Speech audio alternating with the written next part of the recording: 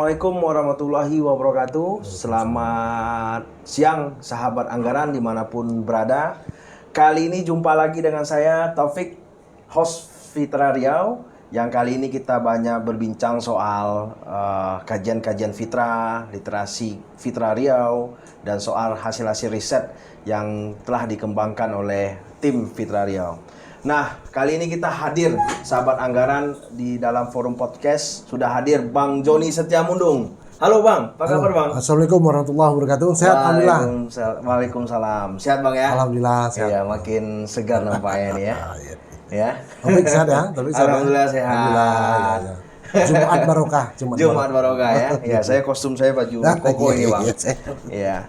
Sahabat anggaran dimanapun berada tetap jaga kesehatan.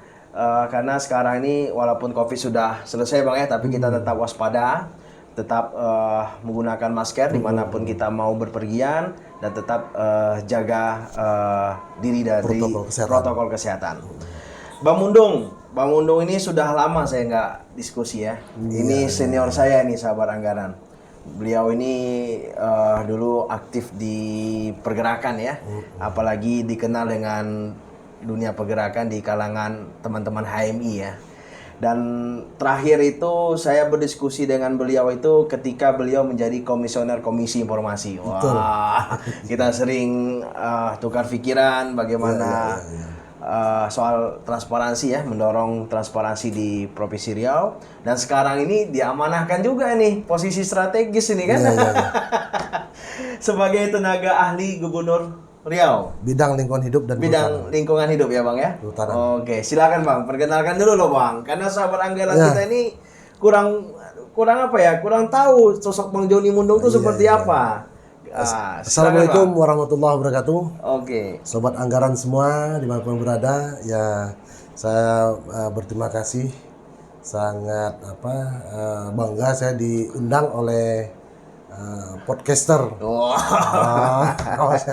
Topik yang malang melintang sebagai Forum Indonesia untuk Transparansi Anggaran ini tentu tidak asing bagi saya, karena kami dulu pernah juga di gerakan anti korupsi di Riau ya. Ingat saya dulu. Kemudian transparansi anggaran, kemudian saya pernah komisioner di KIP ini kan, Komisi Informasi. Tahun berapa itu Bang? Dari 2017 sampai 2021 ya. Oke. Nah, jadi kemudian saya pernah Direktur Walhi transparansi tentang bagaimana pengelolaan lingkungan hidup. Ya, lebih fokus ke lingkungan hidup Walhi ya. Kemudian bagaimana mendorong agar pencegahan kerusakan hutan itu gerakan anti illegal logging. Kemudian kita membasmi kebakaran hutan dan lahan. Nah, itu ya lengkap lah ya kalau saya melihat panggung aktivis lingkungan tuh besar sekali di Riau ini kan. Sudah melalang buana Bang ya. Ya, itulah saya memang bergerak di bidang itu. Pernah juga saya di Yayasan Alam Sumatera. Sebagai manajer Bataram belum ya. Yayasan Alam Sumatera itu saya sebagai manajer program penyelamatan hutan.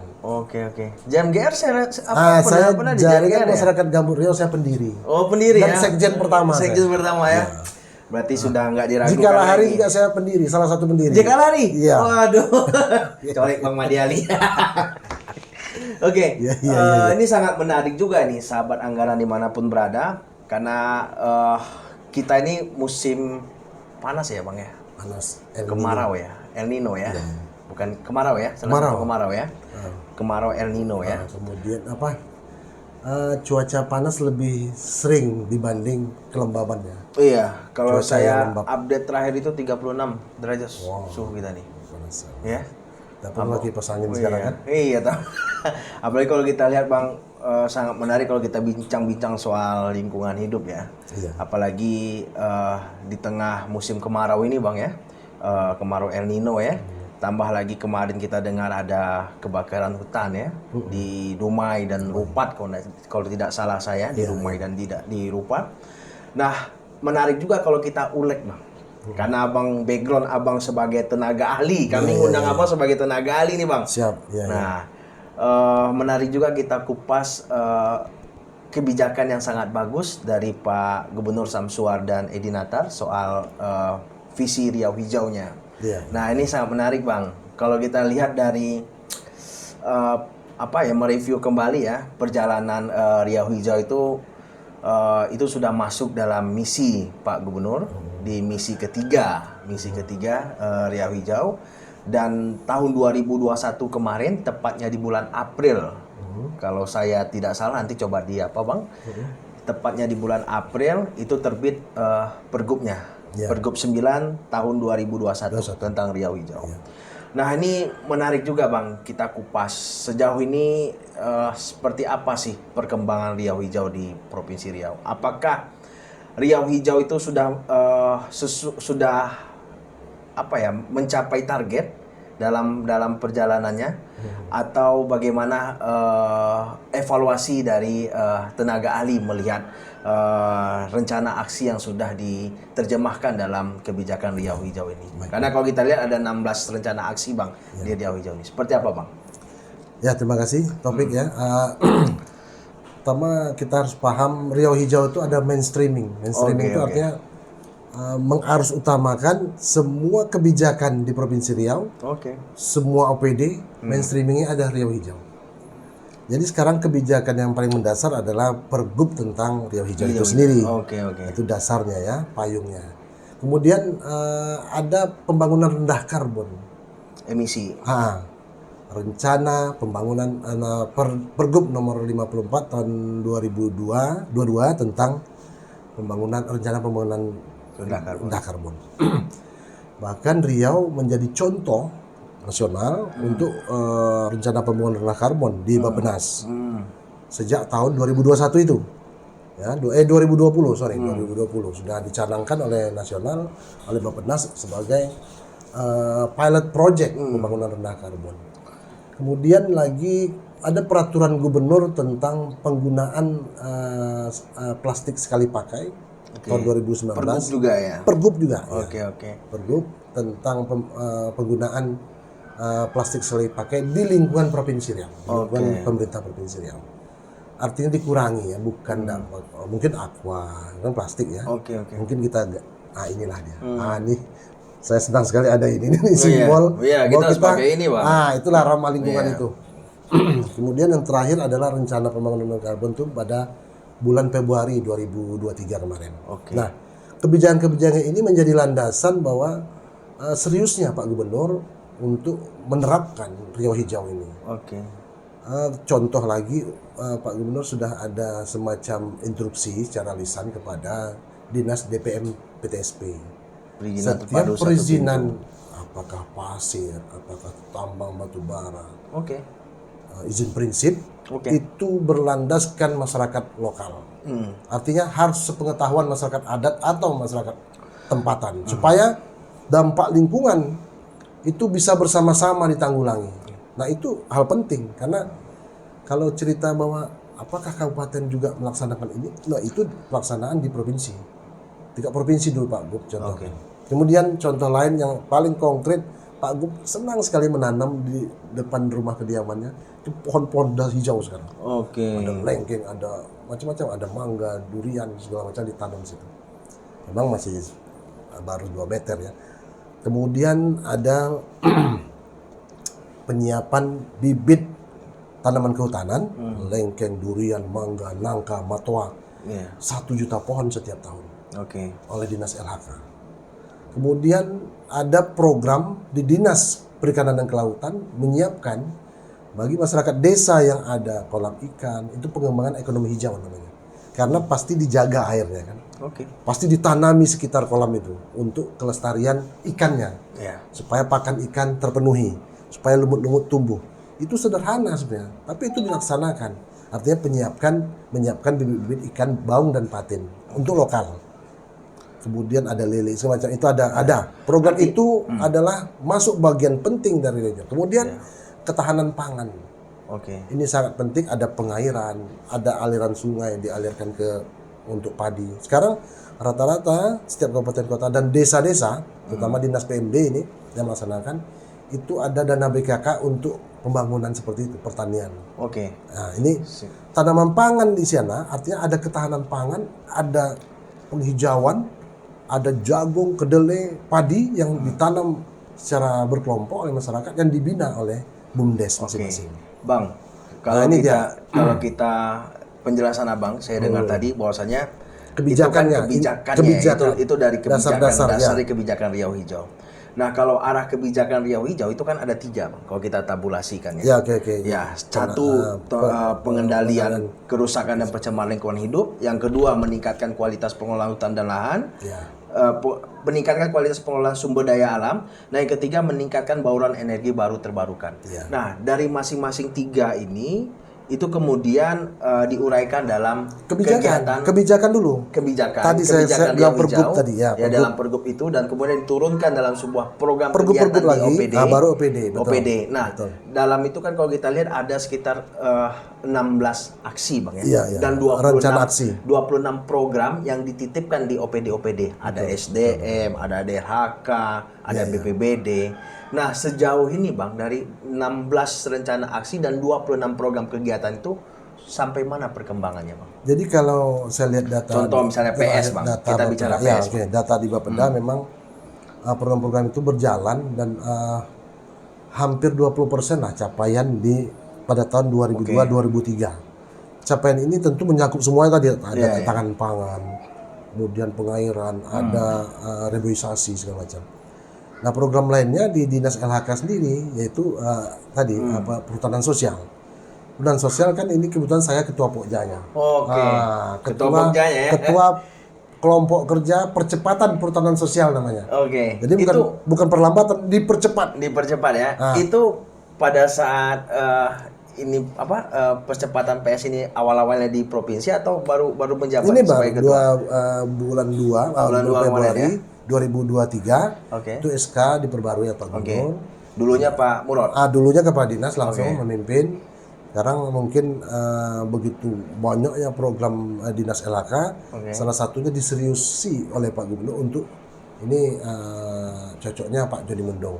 Dan saya insya Allah bersedia dan selama 2 bulan ini terlaksana itu percepatan dan Pak Gubernur langsung memimpin. Nah, capaiannya memang baru 104 unit. Seluas 127.000 hektar baru.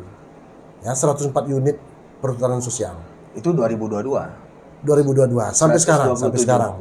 Berarti 2023 masih belum dihitung. Belum, sejak saya ketua Pokja ini hanya percepatan bahwa ada usulan-usulan dari 1,2 juta hektar menjadi 127.000. 27 baru yang terlaksana yang terrealisasi. Kalau kita presentasikan 9,8%.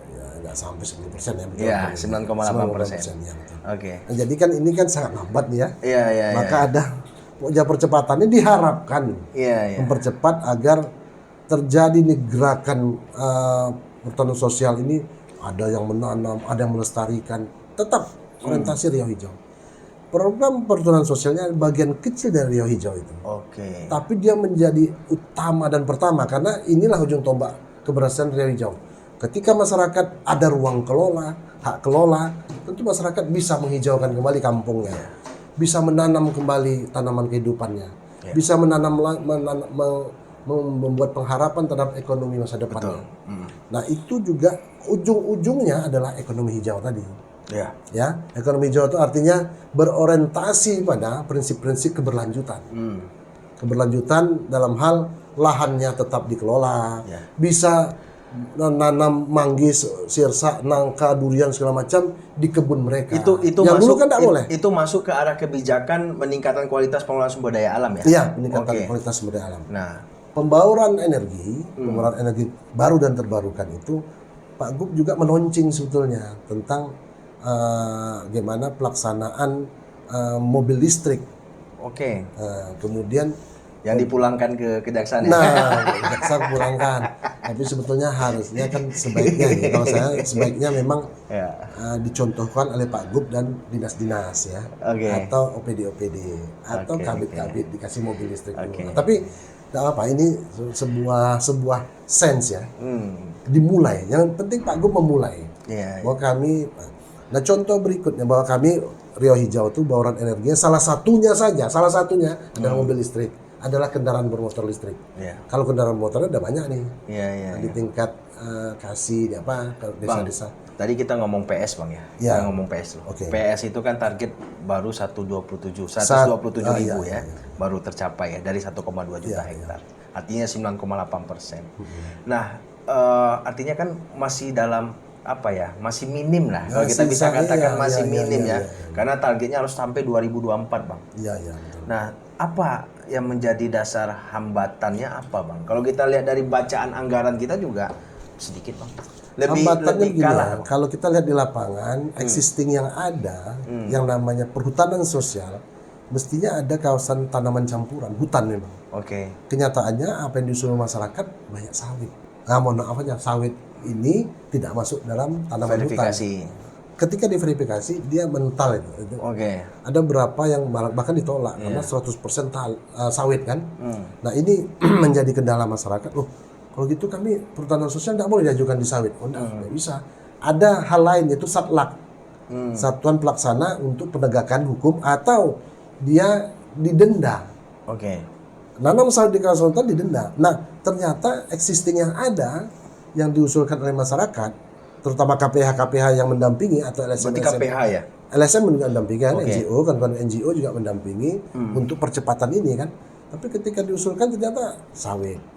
Nah, itu sebetulnya ini kalau kita tunggu, Bang, kalau kita lihat kan ada peran KPH dan ada peran NGO di situ. Ya. Yang mengusulkan itu. Bukan mengusulkan, mendampingi masyarakat. Nah, yang artinya salah dong yang apa yang dilakukan oleh NGO dan apa yang dilakukan oleh KPH.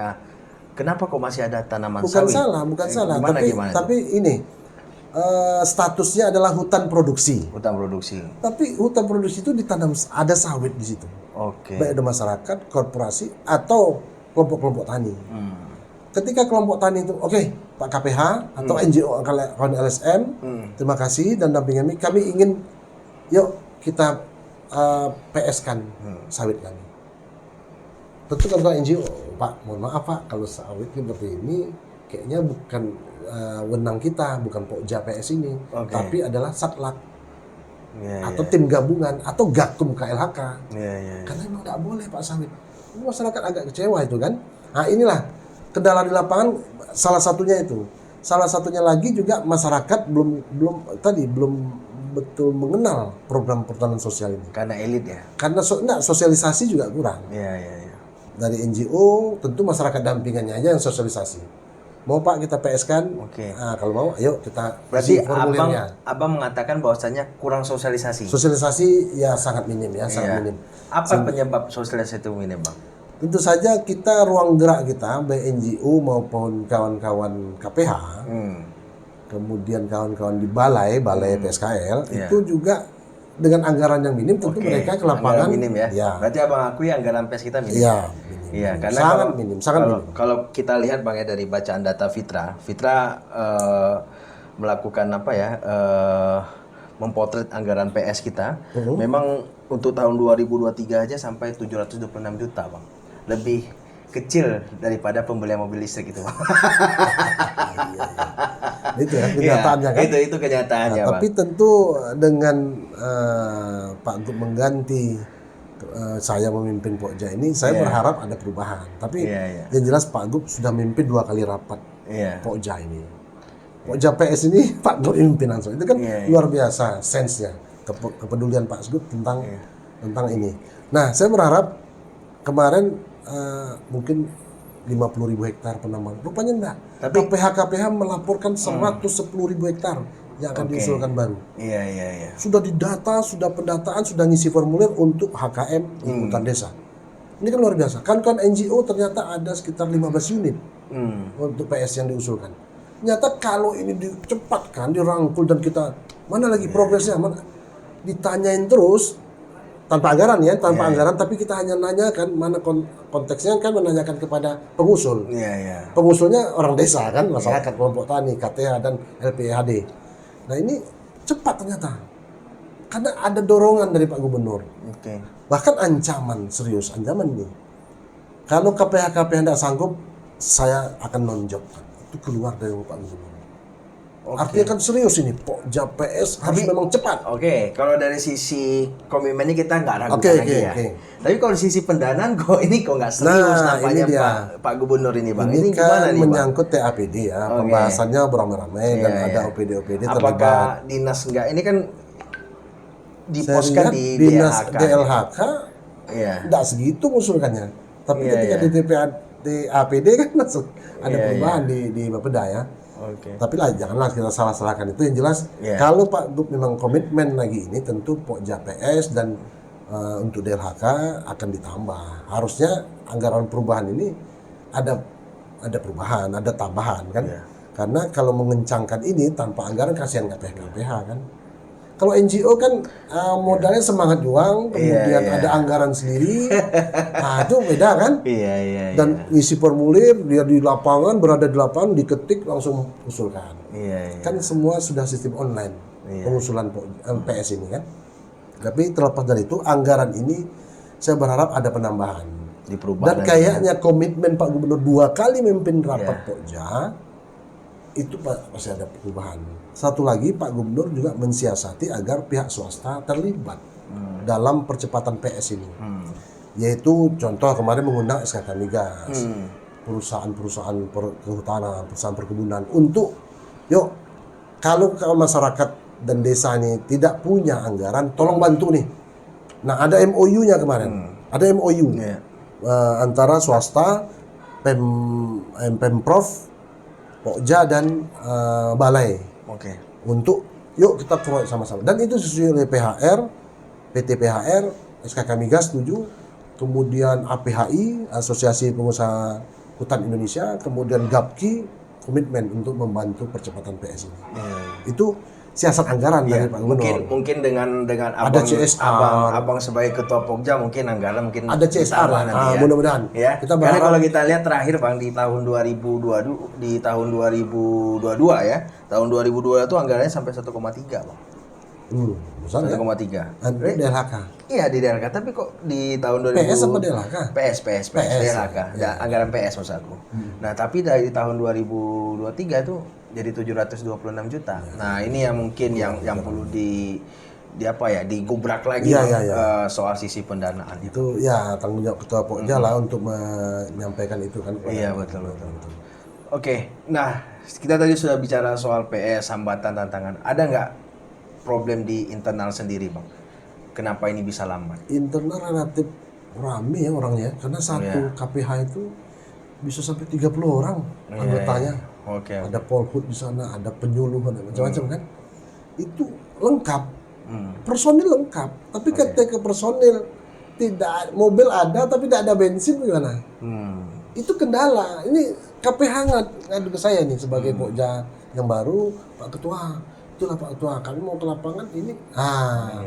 Terjadi, memang terasa. 500 juta satu KPH.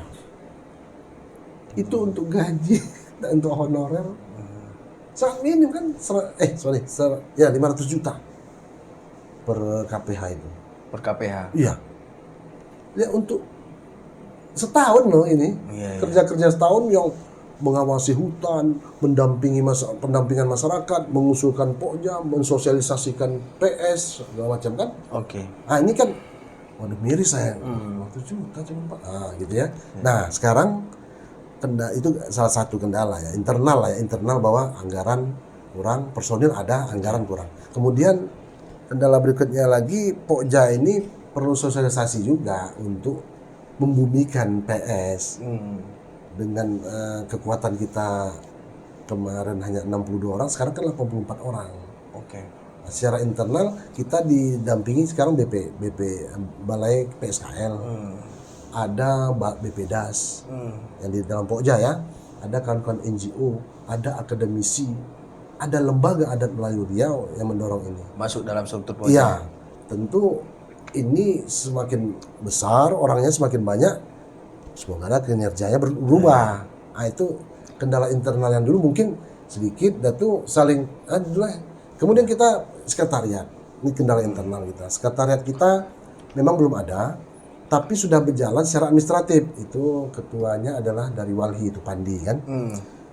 Secara administratif berjalan. Kemudian kantor belum ada. Kantor Pokja belum ada.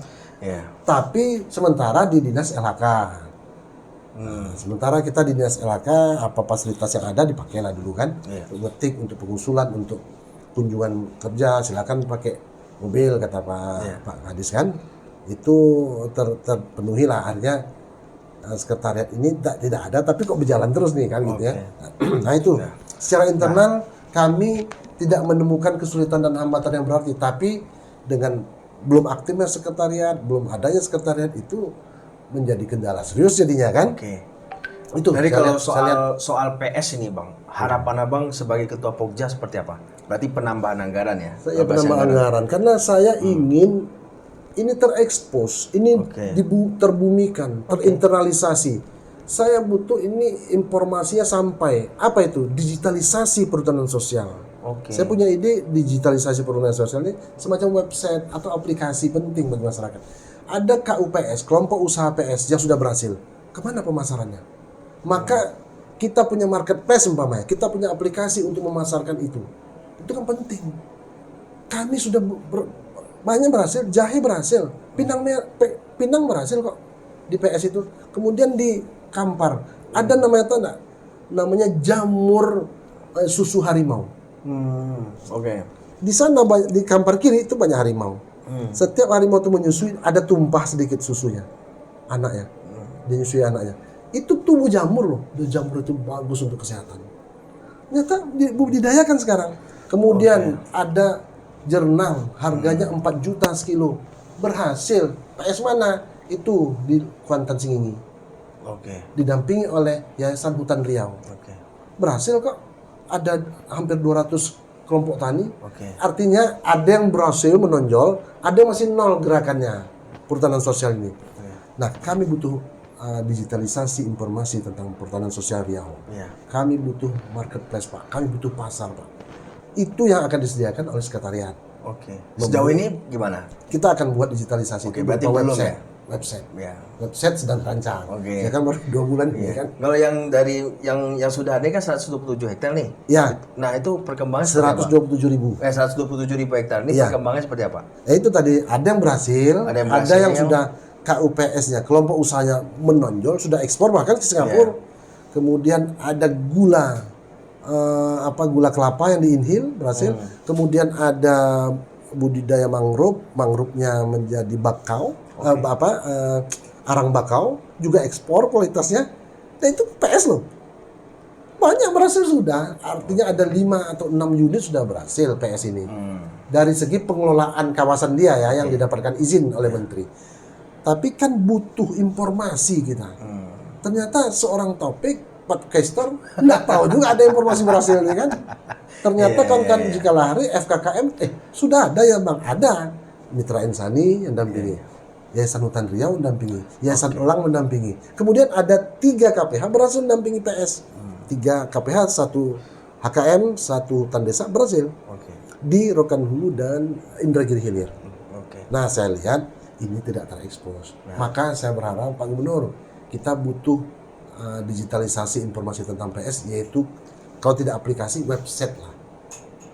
Ini itu bagus.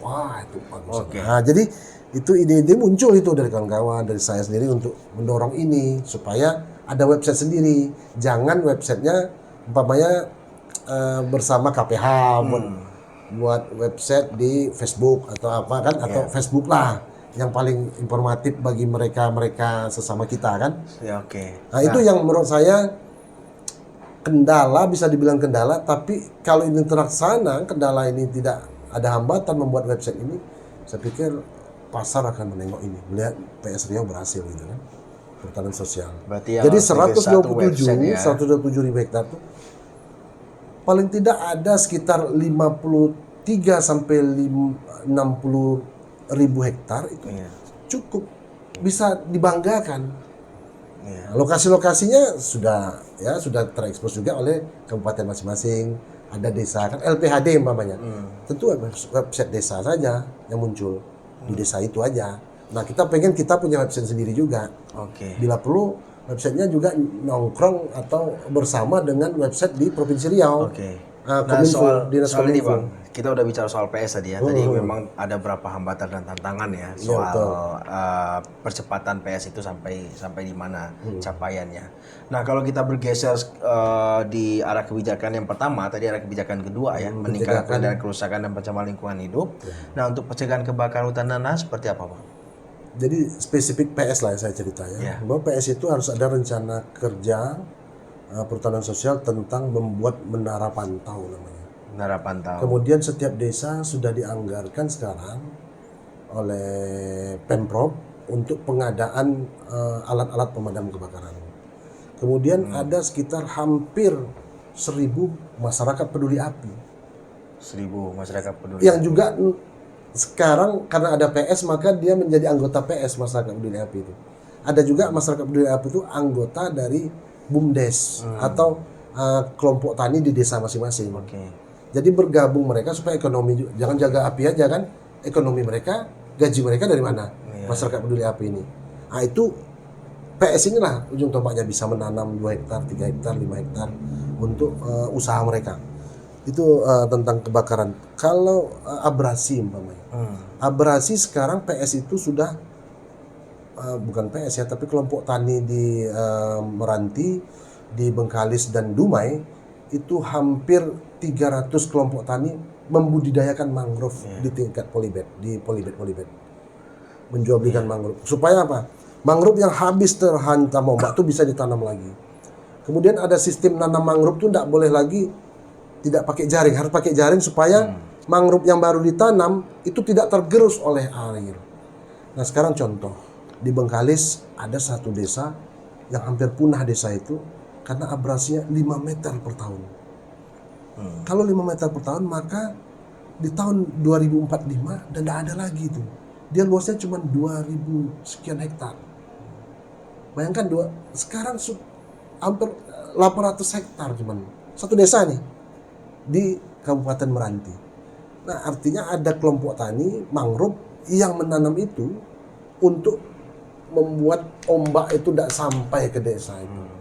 Tidak tergerus. Nah, itu ancaman kerusakan lingkungan. Kalau PS ini berjalan tentu jadi pengelolaan dia. Hak pengelolaan di kawasan itu.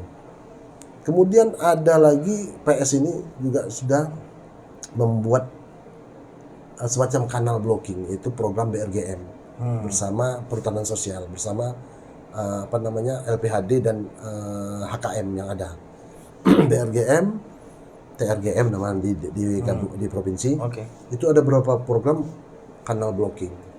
Kemudian sekat kanal. Kemudian juga membangun ekonomi di daerah-daerah yang desa bergambut itu. Yang paling banyak itu Meranti. Perhutanan sosial yang paling banyak gambutnya Meranti, hampir 20.000 ya, 20.000 hektar juga yang sudah PS tapi masih di dalam kawasan gambut. Nah, program-programnya penyelamatannya di situ. Tadi menarik ya. Tadi berarti sudah ada komitmen untuk penyelamatan lingkungan itu, penyelamatan kebakaran hutan dan lahan ya, Karhutla dan abrasi. Menara pantau dibuat, baru ada penambahan alat-alat pemadam kebakaran setiap tahun ya. Tapi kalau kita cek setiap tahun, Bang, kalau misalnya berangkat ke desa itu alat-alat pemadam kebakaran banyak yang rusak, Bang. Nah, seharusnya kan ada pelatihan. Ada upaya dikasih alat, ada teknologi, dia harus dilatih. Dan ada pelatihannya kan, biaya pelatihan itu ada. Iya, cuma kan maksudnya ada apa nama itu biaya perawatan lah yang dari itu. Nah, itu yang coba. Ya sebetulnya include dalam masyarakat peduli api. Yang dibantu itu adalah desa-desa yang sering kebakaran. Desa-desa yang kebakaran membuat masyarakat peduli api. Kelompok masyarakat peduli api itu dikasihlah bahan itu, dikasihlah baju pemadam. Anggaran MPA kecil loh, Bang. Kalau Abang lihat di desa itu, contoh di Siak kita ambil rata-rata ya. Siak itu satu desa anggaran MPA untuk 24 juta, Bang. Dan maka itu kan desa. Tadi saya hubungkan dengan PS kan. Kerjasamanya kan sama PS. PS kan belum ada dana juga. Tapi akhirnya masyarakat peduli api ini gabung menjadi anggota perhutanan sosial, HKM. Artinya mereka ada pelatihan juga di sana. Yuk, lahan kita yang dikasih izin oleh Bu Menteri ini adalah lahan yang sering terbakar, ada lahan gambut, maka kita selamatkan. Nah, tentu menyiapkan anggaran. Nah, lagi-lagi bantuannya adalah CSR perusahaan, umpamanya. Tapi kan harus buat proposal. Nah, yang gini-gini pelaksanaannya sebetulnya di desa-desa ini ada juga anggaran desa untuk kehutanan ini sebetulnya. Tapi program apa? Nah, program apa inilah yang belum dalam peraturan desa. Musdes ya. Harusnya ada musdes di desa yang itu yang saya lihat alat-alat ini tidak dipakai, alat-alat ini terbengkalai, itu juga menjadi pemikiran bersama lah ya, bahwa alat ini sudah bertahun-tahun juga di desa kan. Kemudian sekarang ada pengadaan lagi dengan dana BKK kan. Nah, pengadaan lagi alat itu boleh ada boleh ternyata. Mah, kalau kita bicara soal ini ya, sahabat anggaran ya, tadi sudah mengupas soal PS, baru mengupas peranan kebijakan gubernur soal komitmen pelestarian lingkungan hidup ya, soal karhutlah tadi bicara juga. Bicara soal anggaran nih Bang. Ya, tadi kan anggaran PS kita kupas Bang. Nah, anggaran Riau Hijau. Nah, kalau kita update dari data Bang, anggaran Riau Hijau itu tahun 2022 itu 91 miliar Bang. Nah, 91 miliar. Nah, sebelumnya itu di tahun 2021 itu 99 miliar. 2021 99, 2022 itu 91 miliar. Nah, dari dukungan anggaran Riau Hijau ini apakah sudah memadai nggak? Apakah ini sudah efektif nggak menurut pandangan tenaga ahli? Kan harus dievaluasi. Kalau menurut saya itu harus dievaluasi karena itu di semua OPD. Oke, betul. Bukan di dinas LHK-nya. Jadi gini, dinas pertanian tanam pangan. Betul. Tadi SDM. ketahanan pangan, pengairan. Oke. Kemudian termasuk di desa-desa itu BUMDes-nya. Yang sudah terlaksana umpamanya. Dan BUMDes ini dianggarkan pula lagi oleh BKK. Tapi dianggarkan juga dalam Riau Hijau ini. Nah, jadi evaluasinya menurut saya tidak boleh rancu, tidak boleh tumpang tindih antara apa yang sudah direncanakan dengan pelaksanaan di lapangan. Contoh tadi bibit tadi. Bibit ini kan sangat erat hubungan sama Riau Hijau. Kan anggaran Riau Hijau masuk 91 M itu. Untuk 1 juta bibit setiap tahun dibagikan. Sejauh mana sampai ke masyarakat? Di desa mana saja sudah tertanam? Itu kan evaluasi, harus evaluasi. Nah, itu saya lihat pentingnya saya sebagai pojok PS sekaligus TA gubernur. Karena harus nyambung nih, program PS ini kan butuh bantuan bibit itu. PS ini sudah ada, izinnya sudah ada, lokasinya sudah ada. Harus ditanam di situ. Harus dievaluasi berarti artinya. Nah, saya intinya, pertanyaanku apakah Pak Gubernur sudah melakukan evaluasi nggak terkait dengan ini? Saya lihat pasti sudah lah. Apa hasilnya? TAPD kemudian memanggil Bapeda, kemudian saya tidak tahu ya rapat itu kan. Saya tidak ikut rapat dan saya juga tidak mengetahui perkembangannya. Tapi Pak Gub selalu mengevaluasi ini karena anggaran dari tentu ada alasan 99 miliar menjadi 91 miliar. Siapa tahu 2003 nanti udah. Itu 2023 nih. 2003 91 sekarang kan. Nah, tentu pengurangan 2022 91 miliar. Oh, 2022 nah, kita belum update berapa itu. 2021 dan 2022 itu. Update kita. 2023 belum. Kita nggak tahu berapa nih. Nah, ini kan apakah meningkat atau enggak? Tentu hasil evaluasi itu kan. Terutama kawan-kawan di Bapeda juga mengevaluasi ini kewenangannya semua PD sebetulnya kan mau evaluasi. Cuman kadang-kadang ada juga pemahaman yang apakah yang di dinas kami, dinas SDM, apakah itu anggaran Riau Hijau itu akan seperti yang kita rembuk kemarin. Ada dinas yang tak tahu. Kami termasuk forum Riau Hijau nih gitu ya kan. Kok kami tidak tahu kami masuk forum. Itu kan. Jadi sejauh mana forum Riau Hijau juga memberikan masukan kepada Pak Gubernur. Saya tidak tahu forum Riau Hijau ini masih hidup nggak gitu kan. Karena saya tidak masuk dalam tim itu, dalam forum itu. Forum Riau Hijau ini kabarnya NGO juga masuk, kawan-kawan LAM juga masuk, kawan-kawan akademisi juga masuk forum Riau Hijau ini. Nah, disitulah peran forum hijau mengevaluasi ini, betul nggak 91 miliar ini terlaksana. Baru masukkan ke Pak Gubernur, Pak, ternyata harus ditambah Pak, kemarin pelaksanaannya masih minim. Nah, inilah menurut saya masukan ke Pak Gubernur ini menjadi penting untuk menurut saya ditambah ya anggaran Riau Hijau, bukan dikurangi terus gitu. Ditambah terus evaluasi langsung tambah. Evaluasi langsung tambah gitu kan. Karena kalau evaluasinya berhasil kalau evaluasinya gagal mungkin Pak Gub memikir ulang. Saya tambah lagi. Pembibitan tuh hentikan aja lah umpama ya. Itu kan harus evaluasi semua. Contoh ya. Paling konkret lah ya. Dari 1 juta bibit itu kemarin yang terrealisasi hanya 733.000. Berarti kan ada sisa 200.000 bibit. Apakah masuk untuk tahun depan atau apa? Saya tengok tahun 2022 ini ada sekitar 300 sisa bibitnya. 300.000 loh. sayang loh kalau nggak dibagikan. Nah itu ya. Itu dari segi bibitnya saya melihat. Karena saya yang getol meminta masyarakat ambil bibit sana Pak. Ayo PS ambil sana. Ayo mahasiswa.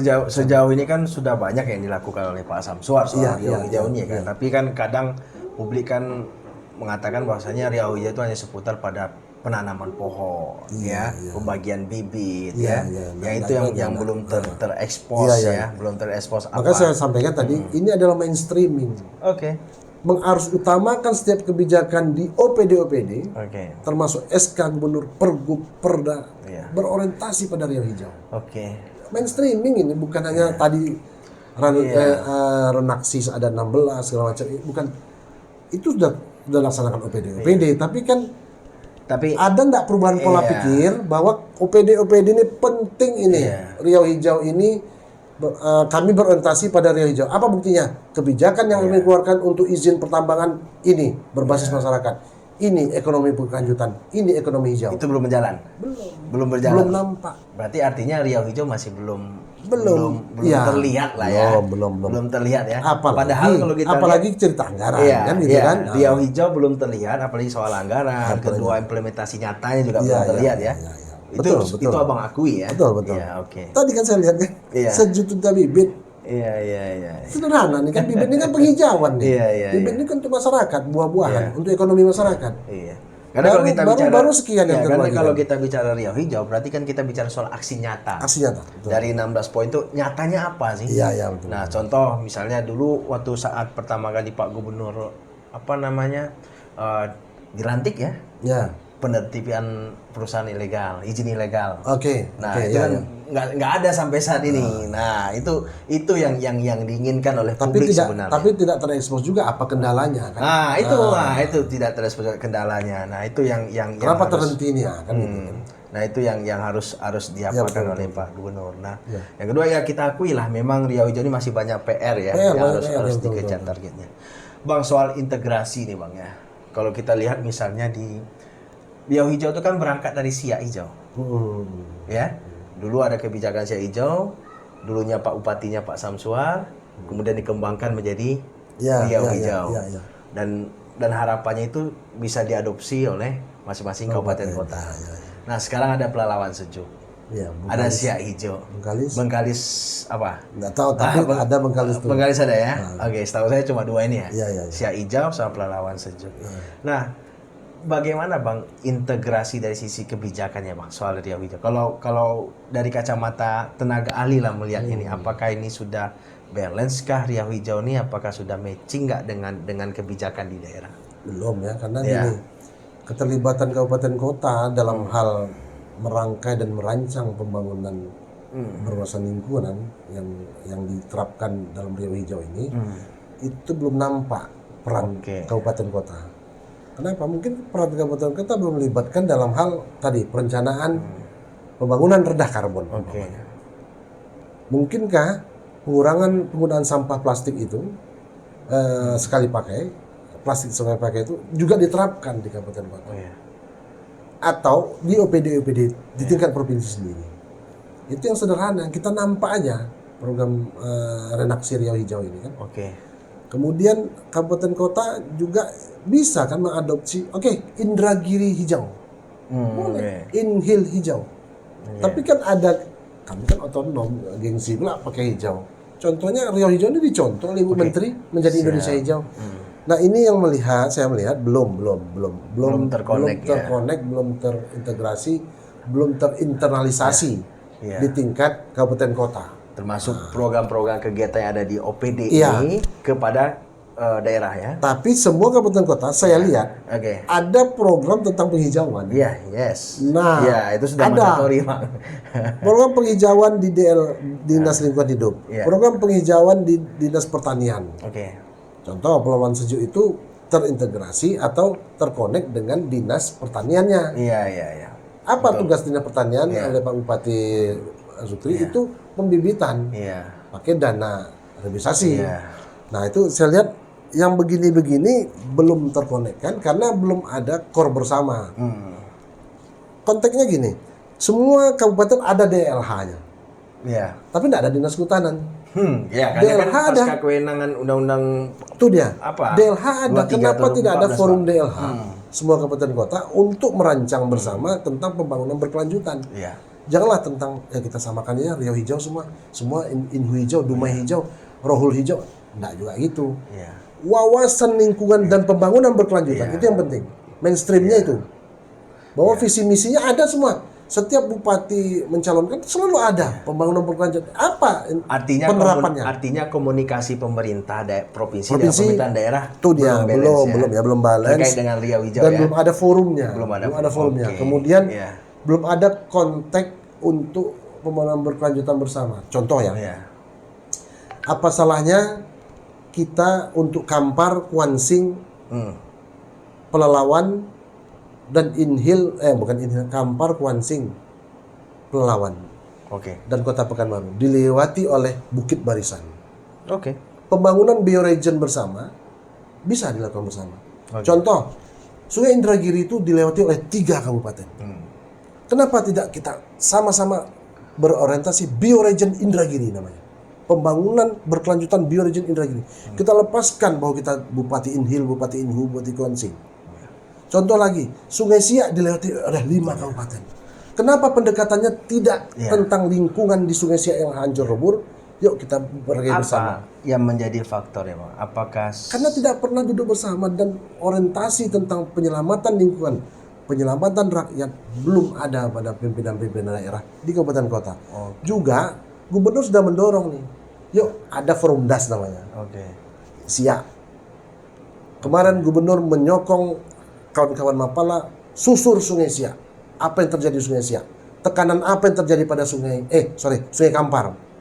Tekanan apa? Limbah apa? Budaya apa yang ada di sana? Budaya lokal tradisional apa? Lokal wisdom apa yang terjadi di sana?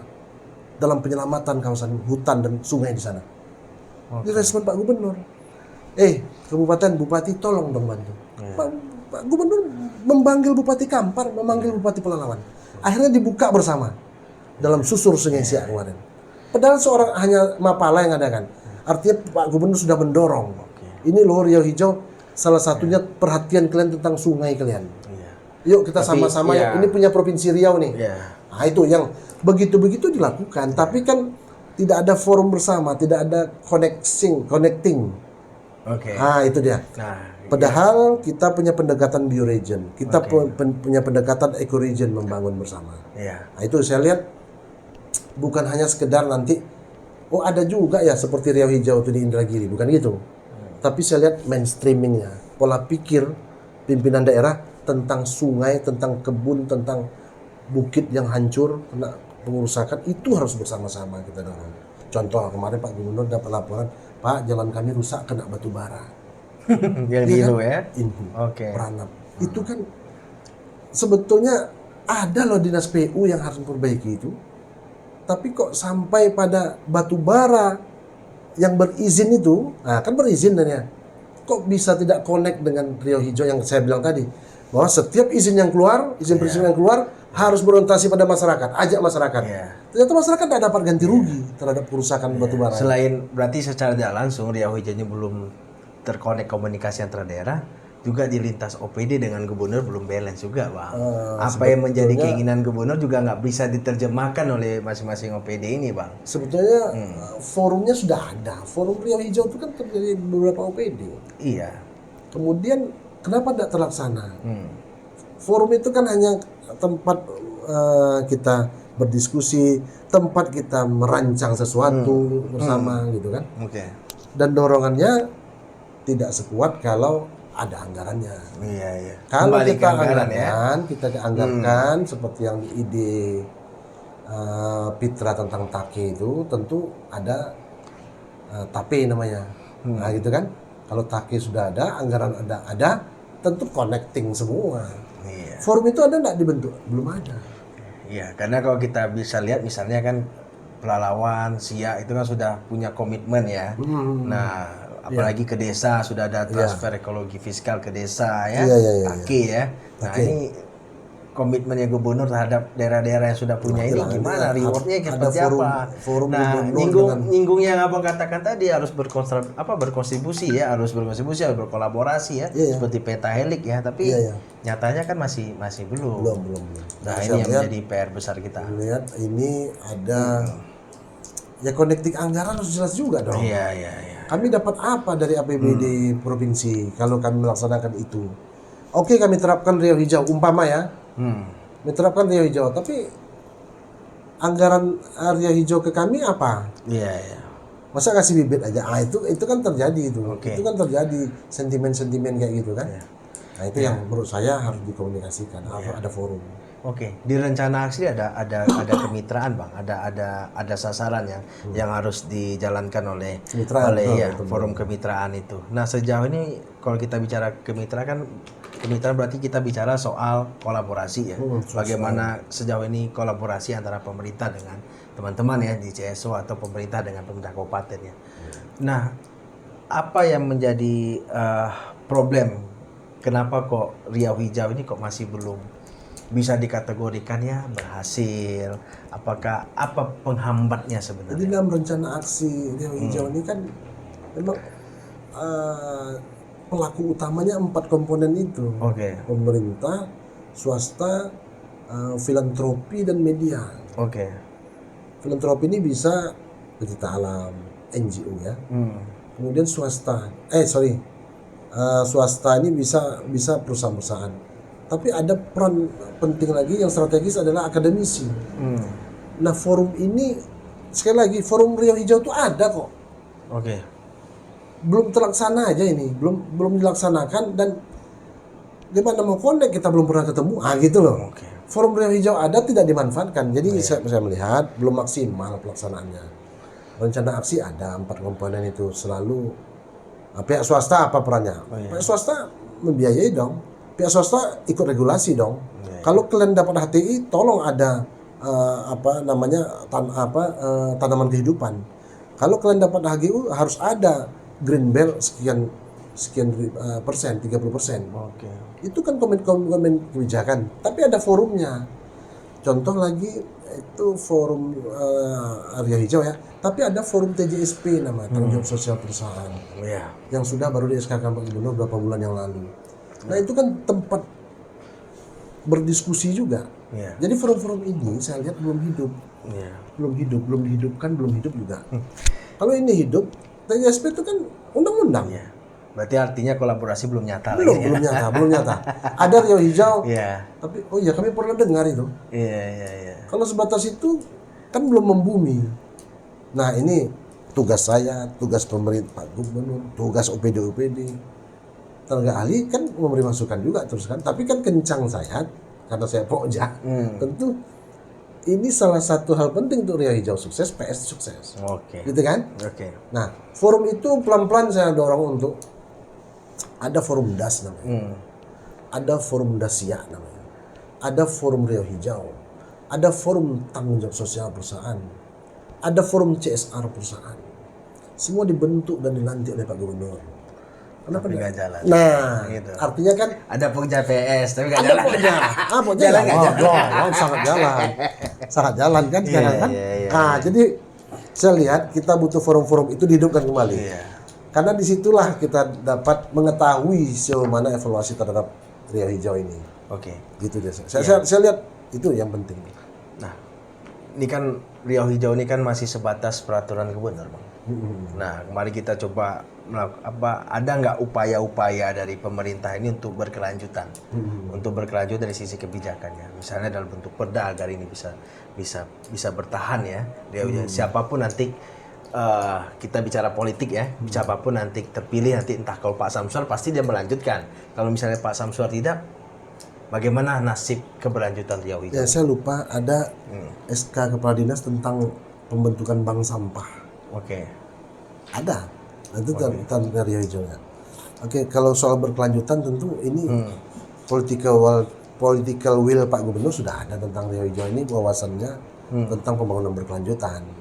Kemudian porak-porandanya Riau ini Kalau kita, waktu saya sebagai aktivis NGO dan Menteri pun, Pak Bu Menteri Siti Nurbaya pernah bilang, pokoknya belajar kerusakan itu ada di Riau semua lengkap.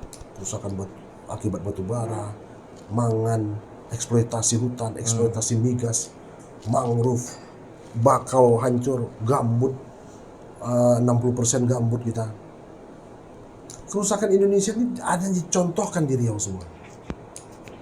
Maka ketika Pak Gub dengan saya bukan Pak Gub aja, saya pikir saya pun bangga bahwa sejak Pak Gub memimpin, Allah tuh memberi berkah pada dua pemimpin ini, Pak Gub dan Wagub. Tidak ada tuh kabut asap. Kebakaran hutan terjadi tiap tahun, tapi tidak ada kabut asap yang membuat demo. Thailand marah, Vietnam marah, Singapura berhenti, ekonomi berhenti. Iya. Itu prestasi tuh, Bang. Itu prestasi Riau Hijau loh. Itu prestasi Riau Hijau loh. Riau Hijau itu kan pemadam kebakaran juga Riau Hijau. Masyarakat peduli api juga Riau Hijau. Jadi jangan dikira bahwa Pak Gubernur melakukan pembibitan, penanaman, pembibitan. Nah, penyelamatan mangrove juga, membuat kanal blocking juga Riau Hijau. Memberi penyadaran kepada desa-desa untuk yuk adakan anggaran untuk kehutanan. Itu juga konsep Riau Hijau sebetulnya. Jadi kalau TAKI tidak berjalan tapi BKK berjalan, itu sama dengan transfer anggaran dari provinsi untuk daerah-daerah gambut yang sering terbakar. Itu terlaksana. Tapi TAKI yang Topik maksud memang belum. Tapi TAKI dari BKK jalan. Tapi dari BKK jalan. Artinya bukan tapi yang itu. Tapi BKK menurunkan anggaran 10 juta untuk desa. Itu tapi itu 1.591 desa. Anggarannya. Dikali 20 juta umpamanya. Berapa loh transfer anggaran untuk kehutanan ini, sektor itu. Artinya kan Pak Gub serius juga. Desa-desa harus laksanakan juga Riau Hijau. Nah, jadi sekali lagi kalau berkelanjutannya siapa pemimpin ke depan, siapapun pemimpinnya, saya pikir memang harus melanjutkan ini.